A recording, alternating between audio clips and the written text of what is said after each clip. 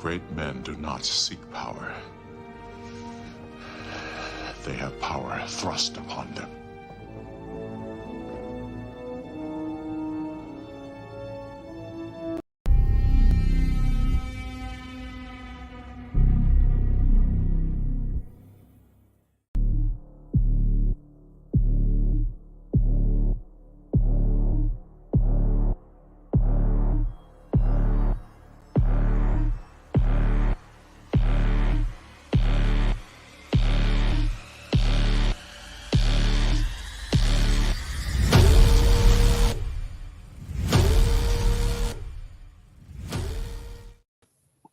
Welcome, as I keyed up the wrong intro. It's been a while since the Proud Warriors of Kronos have been able to do anything. That's, and that's kind of sad. But today we have a special treat for you.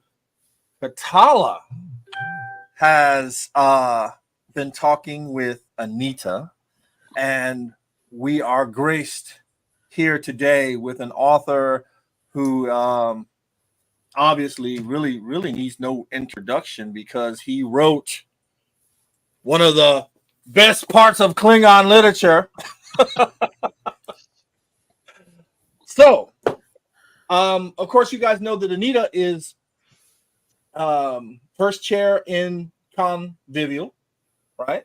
Yep. She's taking over because someone has gotten ill. Anita, you want to introduce yourself a little bit, and then we'll go over to Katala to introduce our esteemed guest. Sure. Yep. So thank you for that introduction. Exactly. I am currently chairing Convivial, which is in January 12th through the 14th out in Williamsburg, Virginia. Kind of taking over while somebody is out dealing with some family members who are not doing so hot.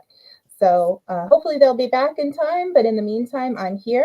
So we are thrilled that Keith is our first guest of honor for the author, and he has done some amazing stuff. Was just at a little convention this past weekend in New York City, and is always on the go. I can't keep up with him because he's always doing so much stuff and writing so many things. So with that, I'm going to turn it over to you guys so that you can run with it.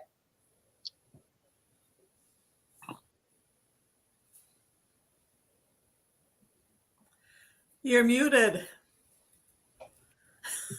Please. Take the show. I was hoping that would give you the oof you needed.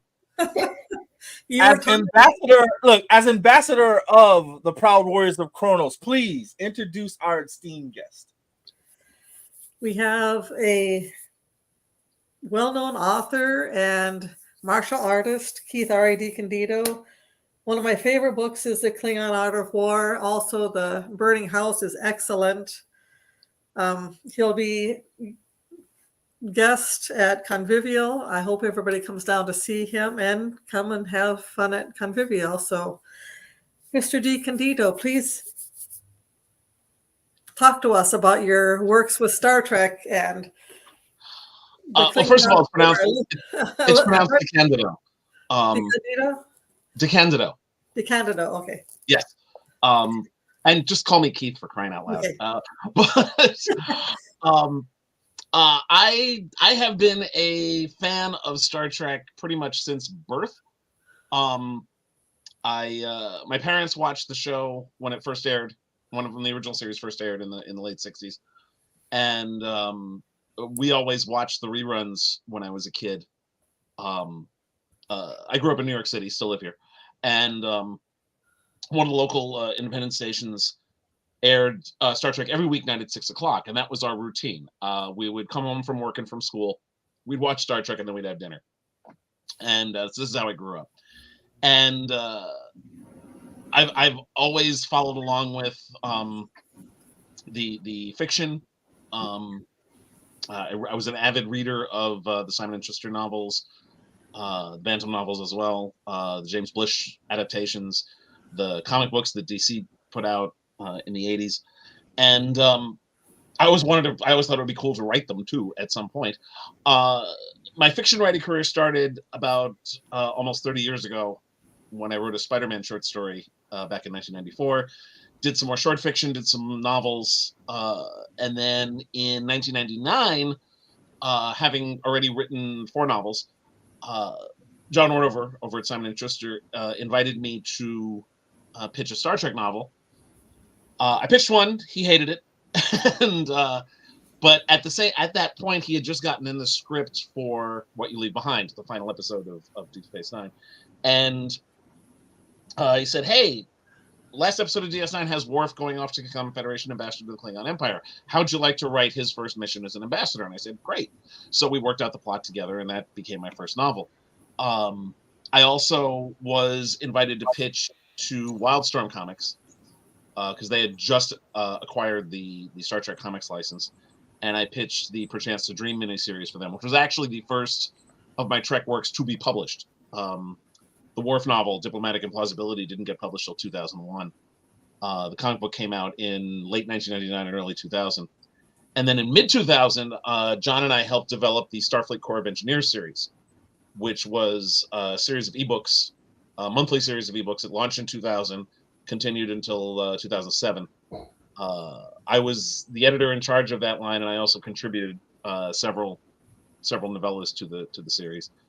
And I continued to write for the line, both for John Ordover and also for Marco Palmieri. They both left the company. John left in 2004. Marco was laid off at the end of 2008, along with like a third of the staff. That was right after the crash in 2008. So Simon & Schuster laid off a ton of people. And since then, I haven't written any Star Trek novels.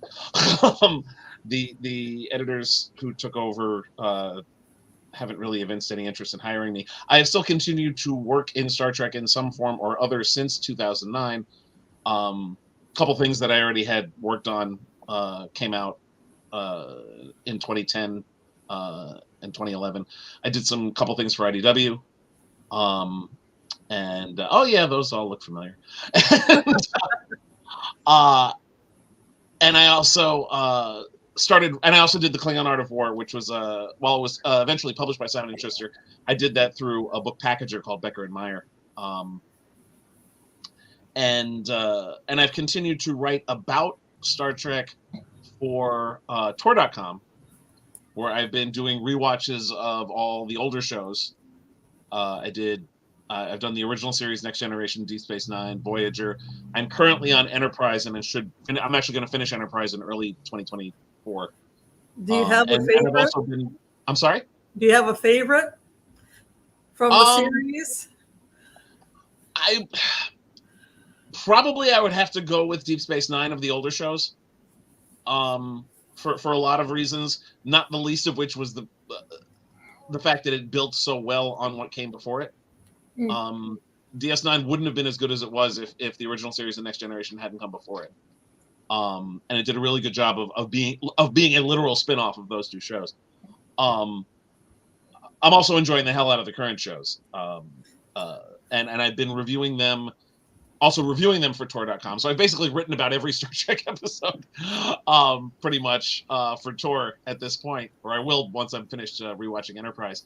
I started reviewing Discovery in 2017, and I've been doing all of the newer shows.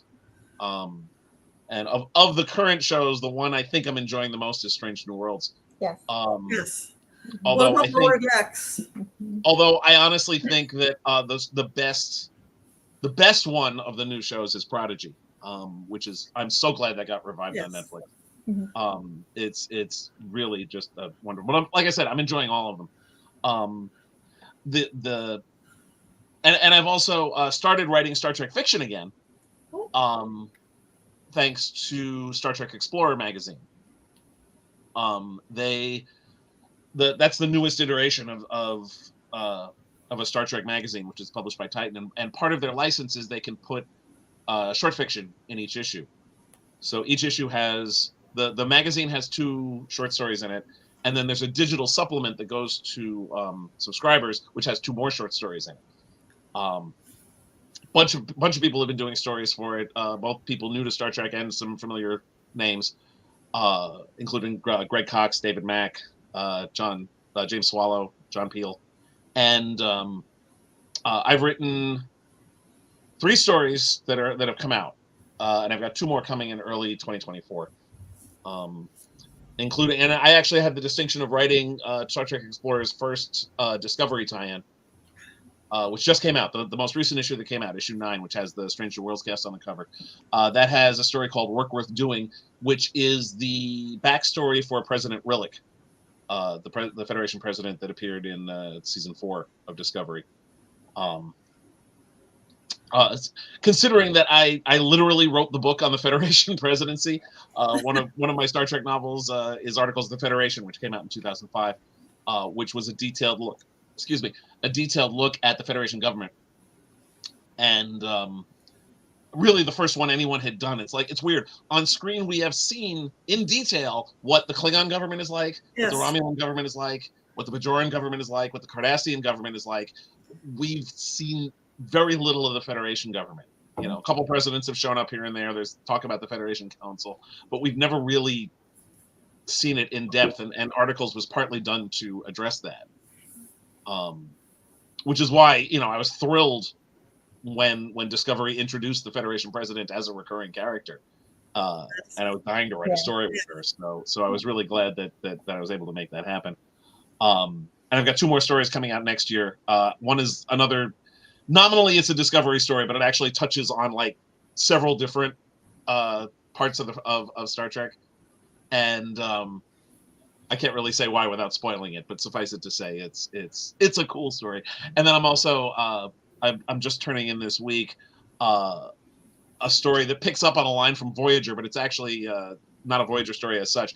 There was a mention in an episode of Voyager that 2 Ferengi tried to break into Fort Knox. So I'm telling that story. Nice. That would be fun. Ferengi Yeah, would I love hope that so. laugh. I had a lot of fun coming up with that one. That was it was a neat idea, and it was fun to do a 24th century interrogation scene basically. And I have a cat walking across my monitor here. You can't Mine see finally went to lay down. Hey, move. There, So yeah, you- like that tail that just went by was my cat. You gotta have a cat.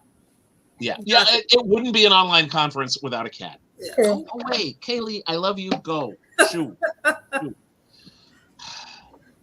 So you wrote the Art of War while you were studying for your black belt? I was let me see the timing on that. I was going for my 2nd degree black belt while I was working on the book. I got my black belt in 2009, my 1st degree in 2009. 2013, I spent a good chunk of 2013 working on the Klingon Art of War. And I was also going for my 2nd degree in the spring of that year. And there's a lot of martial arts philosophy in that book. There is. It's good. Yeah. How did you come up with the precepts? How did you come up with those? I didn't. Okay. The project came to me from John Van Sitters, who is in charge of Star Trek licensing at whatever it's called now, Viacom Consumer Products or CBS weird licensing things, whatever the hell that division is called. They keep changing the name of it all the time. But he is the John is the person primarily in charge of approving the Star Trek tie-in fiction. And he was the one who actually came up with the idea of doing the Klingon Art of War, and he brought it to Becker and Meyer, and he and the editors there came up with the 10 precepts before I was attached to the project at all. So they gave me that, and then I went from there. It was my idea to do it as a combination of an ancient Klingon text with modern commentary, just because I wanted to be able to bring in the whole breadth of Klingon history that we knew of at that point. Yeah. So what is your favorite precept then? Oh God, I don't know. I mean, I enjoyed all of them for I just liked working on the book. I didn't have a particular favorite of any of them. I just enjoyed doing it and working. I loved being able to work in so many different elements, not just of on-screen Trek, but also stuff from the tie-in fiction that had been done. That was part of what made it enjoyable for me. And also getting to come up with a whole bunch of different bits of Klingon history. Yeah, so the weapons you've got in the back are excellent. I would love to have a tick lift if I could. That would be awesome. Dayton Ward helped out with it. He did that particular appendix with the weapons and such. But yeah, that was I had a great time. It was a very difficult book to write. It was basically the equivalent of writing a self-help book, just with a lot more violence. It's a Klingon self-help book then. Yeah. And it wasn't easy. It was I'd never really written a philosophical treatise before. So it was a bit of a challenge, but I enjoyed the hell out of it, and I'm really happy with the book. One of my favorite stories about the book after it was published was I was doing a Planet Comic-Con in Kansas City, and Sonequa Martin Green was one of the guests, and I gave her a copy of the Klingon Art of War, and later on during the convention, I saw her sitting at her signing table, flipping through it with this big grin on her face. So that was cool. So I keep that and read it and go through the different ones. It's got a lot of good info and good pictures in there. Can't take credit for the pictures. That was something else. But I draw a mean stick figure. That's about it. You also did the Klingon role-playing book? I contributed to that. I was one of the very large team of writers that worked on the Klingon Empire core rulebook that came out in 2020. I was specifically charged with doing some of the historical stuff, and some other describing some of the noble houses and some of the less noble houses and a few other things. I don't remember specifically all of it. That was but that was a lot of fun to just dig into the history. What was especially challenging at the time, Modiphius did not have the rights to do anything with Discovery. So I have to write the history of the Klingon Empire and not actually mention this war with the Federation they had in the 2250s. Which was a bit of a challenge. But yeah, and I also did in collaboration with Fred Love, I did a module for Star Trek Adventures called Incident at Krav 3, which I did that with Fred because Fred can actually write game mechanics. I cannot. I don't have the bone in my head that makes me be able to actually create game mechanics at all. That's just I'm not wired that way. So Fred did all the math. you wrote the prose and the I came up with the general storyline and the characters and such, and then Fred did all the nuts and bolts. But that was fun. I actually still owe them a bunch of little adventure thing, little figurines. No, just like quick one paragraph descriptions of gaming ideas. Reference points in the game, yeah, just not full on modules, just basically log lines or slightly longer than that that game masters can use as a basis to create an adventure. Cool. So I think as far as DS9 and Next Generation, we've had two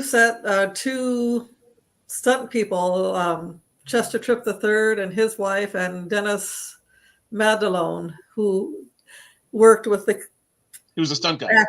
They worked with the actors to get home the batleth and the how to fall and everything. So that was interesting finding out about that part. Yeah. I'm looking at some of these books, and you know what? I've never Serenity book.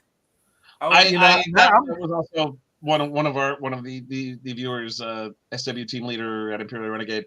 That in 2005 I wrote the novelization of the film.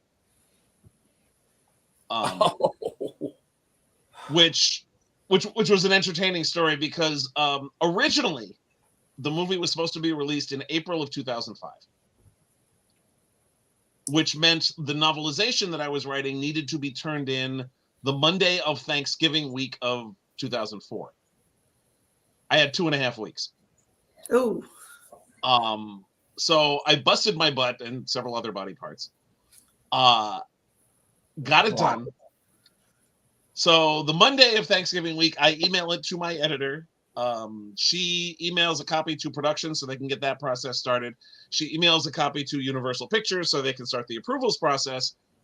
I take a nap. And Tuesday, Joss Whedon gets on the internet and says, "Hey kids, we've moved the movie from April to September." oh, You know when they show like a shot of the entire city skyline and somebody screaming? That was me. and then you go hibernate. Oh, it was worse because it was Thanksgiving week. We couldn't confirm this with anybody at Universal because everybody had gone home. Oh, Oh yeah, it was weekend. So it wasn't until the following Monday that we got confirmation that yes, in fact, this has been moved. And of course, we'd already started the production process. It meant I was able to make some changes to the manuscript that I probably wouldn't have had time to do if it actually came out in April. Which was blessing good. in disguise. Yeah, it was Not a really really. good. Not at all. Yeah, I was gonna say it was a really good disguise. But I'm happy with the book. And to team leader at Imperial Renegade, thank you. The nicest thing you can say to a writer is that you've read it so much the book falls apart. Yeah. And I was really happy to have worked on it. It was a lot of fun. It was fun getting into the characters' heads. That's the one thing that prose can do that television and movies and comic books really to a lesser degree can't do, which is internal point of view. You can get inside the characters' heads to a degree you can't in when you're dealing with screen productions. So that was part of the fun. Was getting into all those characters' heads, and I try to do that whenever I do any kind of tie-in fiction. Is to find something that you can get out of the tie-in fiction that you can't get from the source material for whatever reason. Sometimes it's as simple as just being able to write stuff about the character because the actor is dead, but or because of the timeline, everybody's the wrong age, or something like that. I wrote 3 novels based on the TV show Supernatural, and in that show, Sam and Dean drive all over the country in their nifty car, but everywhere they go looks just like Vancouver. In a novel, we're not limited by that. So one of the things I made sure to do in my 3 books, and several of the other authors of Supernatural books did the same thing. We tried to pick locations that had a very distinctive flavor.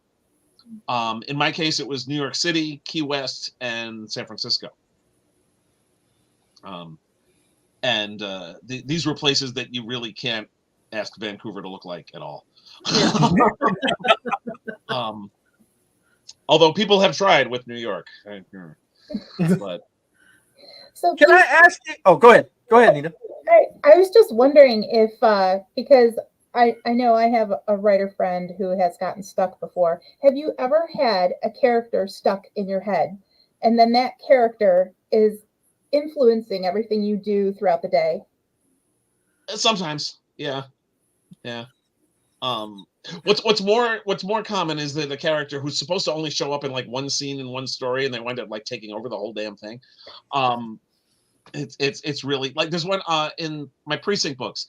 I've written a series of epic fantasy mixed with police procedure. The first book was called Dragon Precinct, and I've written a bunch of others: Unicorn Precinct, Goblin Precinct, and so on. The most recent is Phoenix Precinct. And there's this one character who was in one short story. I needed her for one short story. She was only supposed to be in that one short story, and she's now a major supporting character in the entire series. I had no intention of doing that, but she just grew on you. took the hell over. Yeah. The book I'm working on right now, one of the characters is pretty much living rent free in my head right now too. But At least they should have a nice penthouse apartment up there. yeah, and I like the character, so it's fun. Yes, that's good. I was wondering, how do you? I see you did a Batman book, and I'm a big Batman Sort of. fan. So It was, how was it was that? that was just a collection of quotes. Oh, okay. So basically, I got to dig through a ton of Batman comics and find good quotes, both by him and about him. I was very disappointed because they didn't include my favorite. They wound up cutting it, unfortunately, which was it was actually from an issue of the Suicide Squad, where Batman has infiltrated Belle Reve because he wants to find out what's going on there, and eventually, they've got him surrounded, and Amanda Waller's there, surrounded by a whole bunch of troops, all pointing their guns at Batman, and Waller says, "Don't know where you think you're going, Batman. Place is sealed tighter than a drum." To which Batman, who has not had a single line of dialogue up to this point, says, "Shall I tell you how many sealed drums I've escaped from, Mrs. Waller?" I love that line so much, and they cut it. I was so pissed. Yeah, I just watched Suicide Squad today, and I was trying to think of the transitioning from comic to the movies, and then of course we got James Gunn's rendition of it. But it was interesting that you say that. I'm gonna have to pick that book up when I get off here. I'm going straight to Amazon. I got to find that book. It's very small, like physically very small. It's a tiny book. The company who put it out was Inside Editions, and they put out these little. So is it going to come and be like, oh, I've got a book and I'm going to have to like take my get a magnifying glass and possibly, yeah. Okay. I didn't realize how small it was going to be until I knew it was going to be small. I didn't know it was going to be that small until I got it. It's a wee little book, but it was fun. I would love to actually like legitimately write Batman someday, but it hasn't happened yet. Oh man. I've written a bunch of different Marvel heroes in prose over the years. That's how I got my career started, honestly.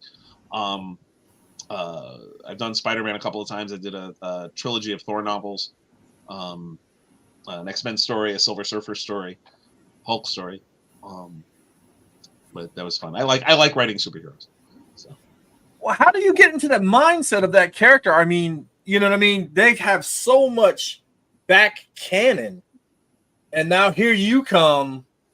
How do you prepare for that? With Star Trek too, a lot of these guys. I mean, not all of them, but some of these guys. I've written a lot about Worf, and Worf has been on screen more than Worf. And I've written both Worf and Spock, who between the two of them have been on screen more than any other Star Trek character, and had so much done with them. But that's part of the fun, is getting to write these iconic characters. And speak in their voice and figure out how they would react to certain things. That's it's sometimes it's a challenge, but mostly it's just fun. My first two Star Trek novels, I got to write a lot of Worf and a lot of Kira, who were my two favorite Trek characters. Because my second novel was a Deep Space Nine novel, and that was a privilege. It was fun. And what you do to prepare is excuse me, you sit down and you watch all that stuff, or in the case of the comic books, you read that stuff. When I was writing the Thor trilogy, I made copious use of my Marvel.com subscription, and was just combing through tons of back issues. Not everything, obviously. You can't read everything with a character with that much history, but finding selected bits to use and to make reference to and to inform the characterization. That's part of what's fun. So yeah. So you had a question. To answer Natsu's question, just write the book. Don't worry about your grammar. There are editors for that. Seriously, just write it. It won't be easy, but if it was easy, everybody would do it. It's hard work. It's difficult, but give it a shot. There are several very well-known writers whose English grammar also sucks, but they get help. You know? Proofreaders. Mhm. Yeah, editors, proofreaders, stuff like that. So Well, I definitely love the way you were, your energy about the writing and just doing it, because I self-published my first book a few years back. And let me tell you, I had to cram everything in there so I would, have my own little copyrighted little world right here, and I could, kind of pick and choose where I wanted to go from there. And it just seems to me that every time that I go to pick it back up, I always get that other idea, and it just, changes it from that original vision of what you had. And now you're like, okay, now I got to take these characters in a whole new level, a whole new way of, going from A to B. How frustrating is that for you as an author and as a storyteller? To me, that's part of the fun. Is where do I take this characters next? Whether I mean, with my original stuff, I've got a bunch of different things. Besides the Precinct books I mentioned, there's also I have a cycle of urban fantasy short stories that take place in Key West. I really like writing about Key West. And I just turned in the manuscript for a second short story collection, and it's fun to see where the characters go. That's another one where like I keep developing this whole supporting cast that most of whom I didn't intend to have as be part of it. But they turned out to be incredibly valuable and add to the texture. There was one guy, an immortal, who sits in the bar and drinks. He will not die if he goes to sleep. He will die, but as long as he stays awake, he's fine. So he sits in the bar, mainlining caffeine, and just Like you do. has been there this whole time and just doesn't sleep. And he's turned out to be I only used him for one story. I didn't think we'd see him again, but it's like, hey, wait a minute, I can use Larry again. So it's like, and he's become a major supporting character. So it's would fun. if you could do a story on Worf and Kalar, because that kind of got messed up bad, I think. What would have changed if she would have lived, in your opinion? Oh God! Well, I mean, the whole relationship with Alexander would have been different for one thing. Alexander definitely would have benefited from having her still be around. And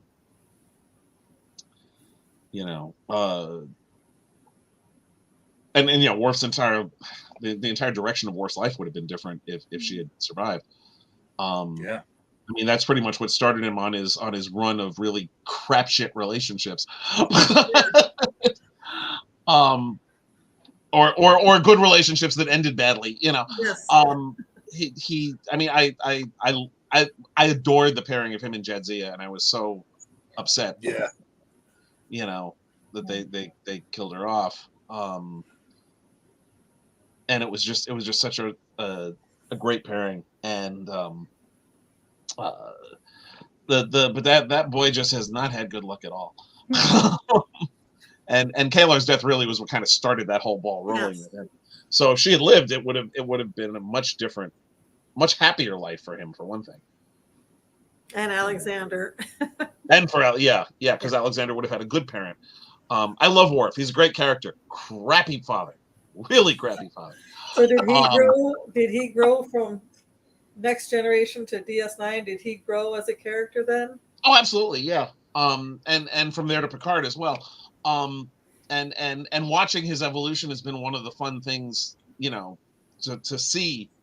Both his evolution from TNG. I mean, this is a guy who started out on Next Gen wanting to blow a hole in the view screen because Q's face appeared in it, and then 8 years later, 11 years later, he's manipulating Klingon politics. He's come quite a long way, and him as an ambassador was so much fun to write, and I was really sorry they put him back in Starfleet and Nemesis, because I thought that was a much more interesting career path for him. Because there were several occasions on both Next Gen and DS9 where he showed really good diplomatic skills. Mm-hmm. And that I thought, and I did get to pursue that in a bunch of different books, at least that took place in the 4-year time period where he served as a diplomat. But yeah, it was the one of the reasons why I like the character is that he developed and grew and changed over the course, and I love what they did with him in the 3rd season of Picard. Yeah. That That next was step. kind of interesting. A peaceful warrior. Not that peaceful, Yeah. but I mean, he introduced himself by beheading somebody. This is Yes. not. They oversold that a little bit in the previews, but still, it was. I love what he's turned into. That he's become much more philosophical, Mhm. And more centered.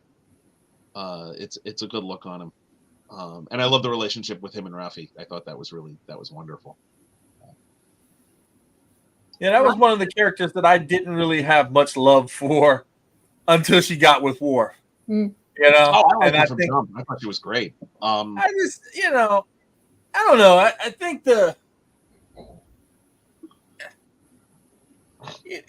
people make mistakes, and I don't know. It seemed like they kind of drug that to me a little bit too long on her. You know what I mean? And then when she finally got, she was a very good symbol of what a jackass Jean-Luc Picard turned into in his old age. Mm. I mean, he basically, turned his back on everybody, because he retired in a snit, and she was the one who mostly got screwed by that. And that was one of the things. I both loved and hated season 3 of Picard. Obviously, I loved seeing everybody back together again and whatnot. But I was much more invested in the new characters they created than I was in seeing where everybody was 20 years later. I mean, that was cool too, but I wanted more of these new characters that we got in that dynamic. What the first and part of this is that the second season of Picard was dreadful, but the first season really gave us some interesting stuff. Mm-hmm. And I would have rather seen that developed, but season 2 pretty much crapped the bed on that. But the and there was and the story was just dumber than a box of hair. Not that anybody cared. Nobody was watching that for the story. We were a friend of mine actually asked, because she had given up on Picard in season 2, and she'd heard lots of people raving about how wonderful season 3 was, and she said, well, maybe I should get back into it. What's it actually about? I said, it's about getting the band back together. It's like, no, I know that, but what's the story? And I said, it doesn't matter. It's about getting the band back together. Yeah. The story was completely irrelevant to what they were doing. Exactly. Yeah. It was, and I like what they did. I liked seeing where everybody was 20 years later, because they were genuinely 20 years on in their lives. It wasn't just a reunion film, Mm-hmm. Where they're all trying to do the same thing they did before. I mean, they wound up doing the same thing they were doing before at the very end, but in general, Worf had matured. Riker was now at this point in his career what Picard was at the beginning of Next Generation, the veteran captain that people look to, when in a time of crisis. And I especially liked LaForge as the cranky old Commodore who's got his desk job writing memos, and he's happy with that. He has basically taken Bilbo Baggins' advice about adventures, and he's perfectly happy being a dad and being a bureaucrat, and that's fine. Yeah. Definitely. And playing with it with the car in the garage.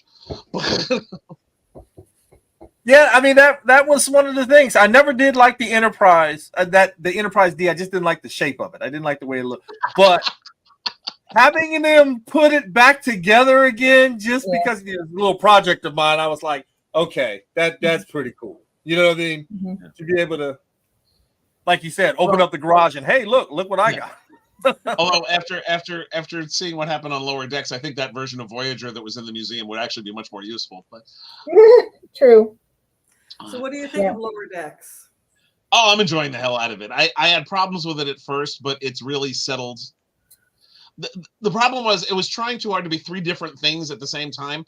Yeah. Sometimes it was a Star Trek parody, sometimes it was a Star Trek comedy, and sometimes it was a 21st century workplace comedy unconvincingly shoehorned into the 24th century. It's finally settled into its groove, I think. Yeah, Yeah. it's been mostly the first two, the last couple seasons, and it's been much better for it. Mhm. I think, excuse me, the show is at its best when it's telling actual regular Star Trek stories, but funny. Yeah. You know, And I think the crossover episode that they had, well, a couple crossover episodes that they had, though, were kind of turning points for me, at least, in Yeah. it, because I had the same thing that you had. I'm like, what are they trying to do here? I like it Yeah. was too like disconnected a little bit. Yeah.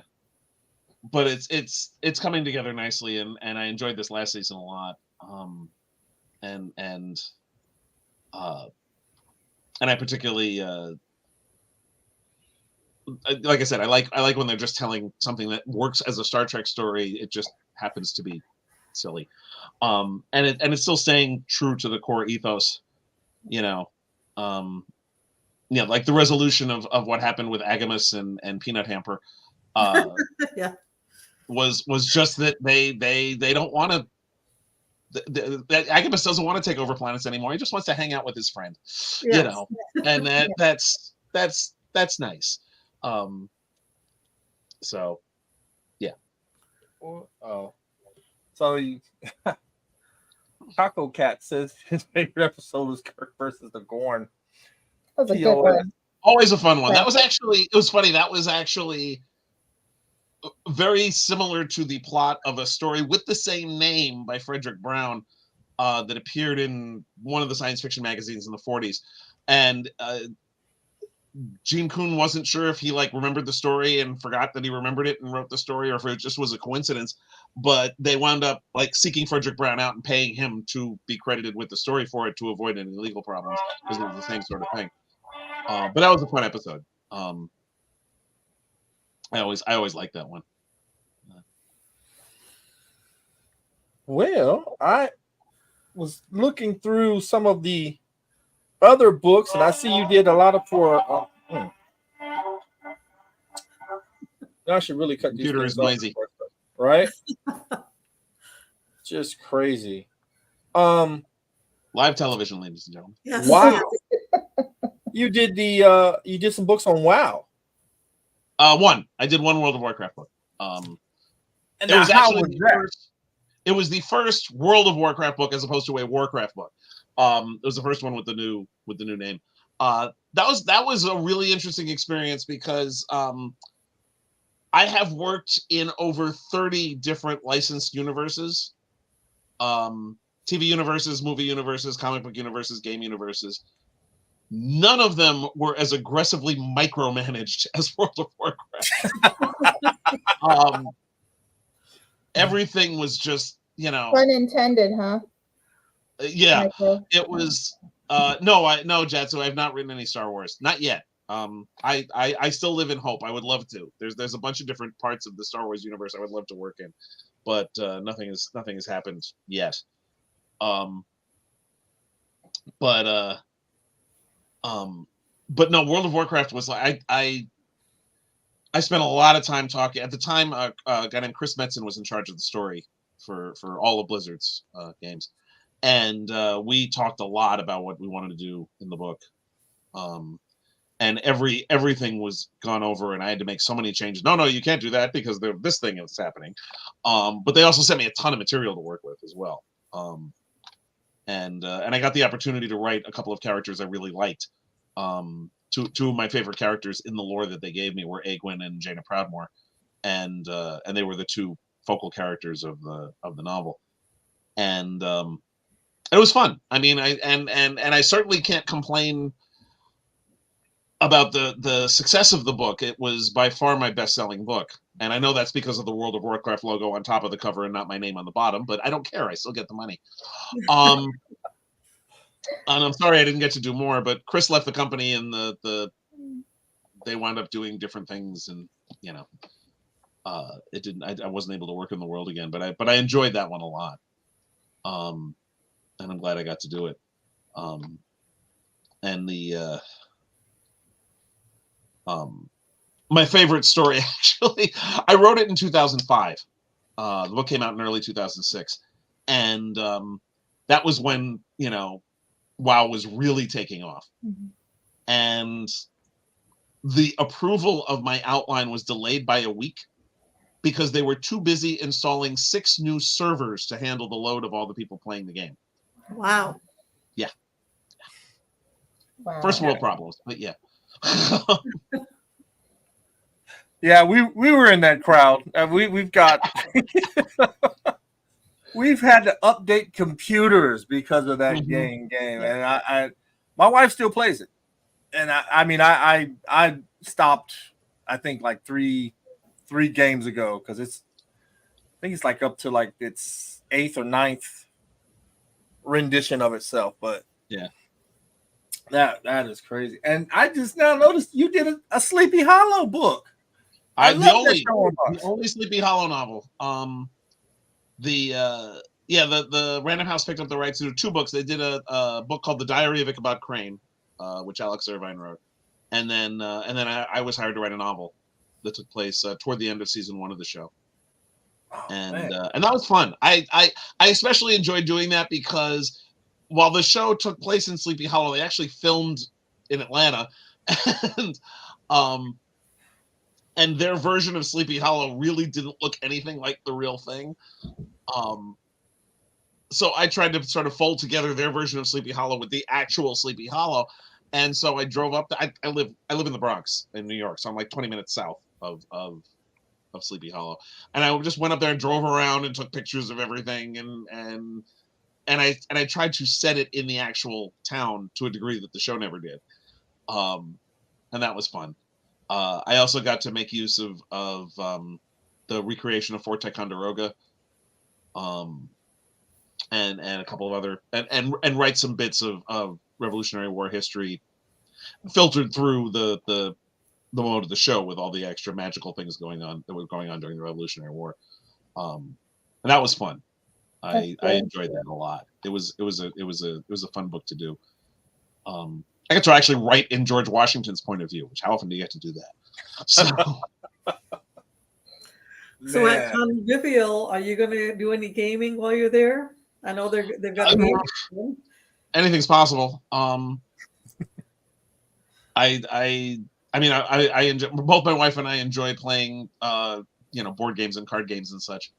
We're big fans of Flux and Ticket to Ride and some other stuff. So yes, there may definitely be some gaming happening. That'll be fun. Bring blankets. Build a fort. Build a The fort. blanket fort. Well, I'm fairly certain I'm getting a hotel room. Well, you can't use the hotel room blankets to build your fort now. So Fair enough. Yes. Well, yes, my terrible website. Please let everybody know where you're at, so they can, besides being with us in January, they can find you on your website. Yes, the website is terrible, but it's a handy link dump to all the other places you can cyberstalk me. I'm fairly active on Facebook, on what I refuse to call anything but Twitter. I'm on Instagram. I'm on Blue Sky. I have a YouTube channel, which I'm actually running behind on, and I got to start doing that again. The YouTube channel, I read my short fiction on that. Oh, fun. I have a blog because I'm old, and I update it fairly regularly. And I also, besides the Star Trek stuff I do for Tor.com, I've also got a feature. It ran weekly from 2017 to 2020, and I revive it every 6 months to a year, depending, called 4-Color to 35mm, the Great Superhero Movie Rewatch. I covered every single live-action movie based on a superhero comic, starting with Superman and the Mole Men, and working my way all the way through to the MCU. In January of 2020, I caught up to real time, as it were, but I still revive it, like I said, periodically. Right now, I'm in the midst of doing the 2023 releases. My rewatch of Ant-Man and the Wasp: Quantumania came out today, actually. And I'll be covering Shazam! Fury of the Gods next week. and so on. So that'll be fun. And I'm also doing my Enterprise rewatch for Tor.com, and and then I'll be reviewing the new season of Discovery when that starts getting released. And we're talking about what my next thing is going to be after the Enterprise rewatch is going to be done, and that should be fun. And in the meantime, I will be at Convivial. Obviously, I will also I'll definitely be at Farpoint in February, which is now in Pikesville. I'm going to be at the Telltale Steampunk Festival in the spring, which will also be in Pikesville. I'll be at Shore Leave in July, Heliosphere in the spring. I'll be at Planet Comic Con in Kansas City, also in the spring, and some others I lose track. And I'll be at Trek Long Island here in New York at the end of May.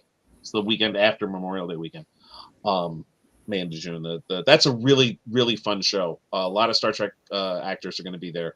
Melissa Navia is going to be there from Strange New Worlds. J.G. Hertzler will be there. Armin Shimmerman will be there. Ethan Phillips, Chase Masterson, and a bunch of other actors from all the shows. Yetidi Badaki, who played the lawyer who defended number 1 on Strange New Worlds, she's going to be there. And a bunch of other people. I don't remember the entire guest list. And a lot of authors, too. Myself, Derek Tyler Attico, who did the autobiography of Benjamin Sisko that just came out. Michael J. Friedman. John Peel. And Glenn Greenberg, who did some SCE stories and some... worked on the Star Trek. And also wrote the Star Trek Untold Voyages. The chronicled the post... The post-motion picture 5-year mission for Marvel Comics. He wrote that one. And some other folks as well. I don't remember all of the authors. Also, Heather Antos, who is the editor of the Star Trek comics for IDW, will be there. And Rob Perlman will be there, J.K. Woodward. A lot of guests. That's going to be a fun one. Wow. That's cool. That'll be on Long Island at the end of May. Long Island. Long Island. Island, yeah. Yeah. Yeah. Road trip. And also, I should mention this. This is going to be announced formally on Publishers Marketplace, I think tomorrow. I have sold a new urban fantasy series that's going to be coming out either late 2024 or early 2025, depending on when they finally schedule it. But it's called Supernatural Crimes Unit, and it's about a division of the NYPD that investigates crimes involving magic and monsters. Oh, fun. Yeah. That's the book I'm in the middle of right now. If you've been following me on social media, you've seen me posting word counts for the last couple of months. Yeah. This is that book. Okay. And I'm horribly behind on it because I've been dealing with some family stuff the last week. I'm hoping to get back on the horse tomorrow. But. Well, thank you for taking time out of your busy schedule to be here and talk with all of us. Always happy to help out. And I'm looking forward to seeing all of you guys at Convivial next month. We'll definitely have a bunch of people with us. They'll probably all have your books, because I'm telling you. And I will have books for sale also. Probably not. Maybe I'm going to try and see if I can get my hands on some of the Star Trek stuff, but I'll have other stuff for sale as well. Oh, awesome. Definitely. Well, I want to thank Anita, and I want to thank you, Keith, for sparing your time with us. It's great to have you here. And Anita, you're always welcome here on the portal. We love having you. Miss Katala, take us out. Well, the only way to take us out is may the journey continue, and Qapla'. Qapla'. Qapla'. Please subscribe and hit that notification bell, and thanks.